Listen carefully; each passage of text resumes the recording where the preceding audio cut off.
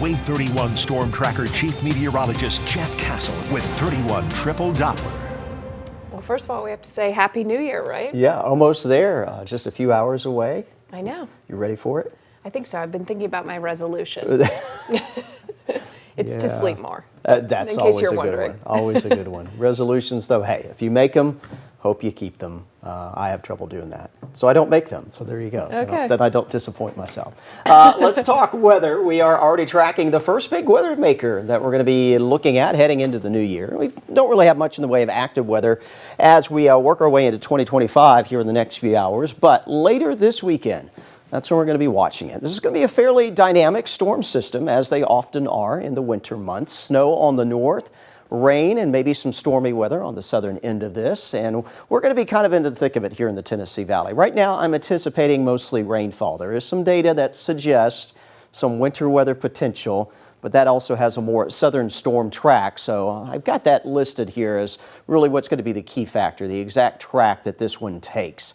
Right now going with more of the northerly solution, which would keep us primarily liquid precip out of this. Much colder air, though, is going to be coming on in behind it. We've been talking about that for several days, and we continue to watch this. And it's just interesting to see just this super, super cold air to our north, across northwest Canada and parts of Alaska. We're talking numbers, temperatures. This is not wind chill. This is actual air temperatures in some places about 40 below zero at this hour. And very often when you get the cold air kind of loading up here, eventually it breaks away and comes south. And we are anticipating that that will be happening over the next 7 to 10 days across the lower 48. Now, no, it's not going to be 40 below zero around here, but definitely looks like the coldest air of the season thus far coming on in. We're still kind of fine-tuning the forecast as to just how cold it may get, but it looks like the core of that cold air comes in the second week of January. So we'll start feeling it early to middle of next week, and it really looks like about a little bit more than a week from now, not this weekend, but the following weekend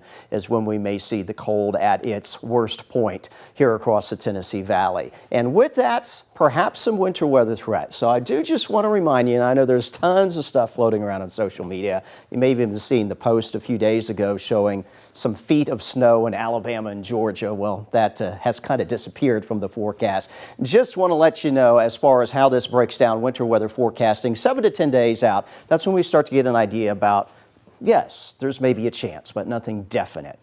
We get to within 5 to 7 days, we start watching the trends. That's what I'm doing with the system for the weekend. I'm watching how it's trending, possible outcomes. Again, snow, mainly to the north, the way it looks right now, but we'll be watching for that. As we get 3 to 5 days away, confidence starts increasing.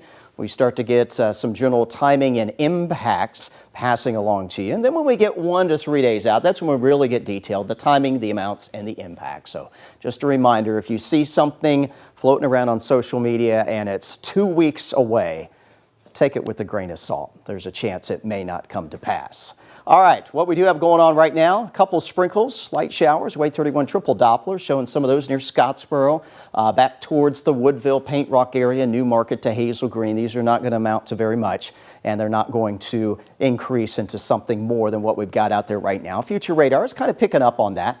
We'll put things into motion, and you can see through the overnight hours as temperatures drop, any chance for a light shower or sprinkle will go away. Some cloud cover tomorrow morning, and then we'll look for a mix of clouds and sun heading into your New Year's Day afternoon with a bit more of a chill in the air than what we've had over the last few days. Temperatures overnight tonight into tomorrow morning. Eventually, we worked our way back into the upper 30s. Tomorrow, it'll be a slow climb. We've got a northwest wind, not nearly as strong as today, but funneling in that chillier air, and as a result, you can see temperatures from the morning into the afternoon pretty well stuck in the 40s. 47 for Huntsville and Guntersville tomorrow, 48 for Moulton, as well as Muscle Shoals, about 46 in Scottsboro. Here's a look at your Wave 31 Storm Tracker 10-day forecast. The temperatures, the story the rest of the week, they'll be chilly, mostly into the 40s, some overnight lows back into the 20s, so some colder nights will be on the way. Next weather maker, Sunday into Monday, again, mostly a rain producer, the way it looks right now, and then that will open the door for the cold air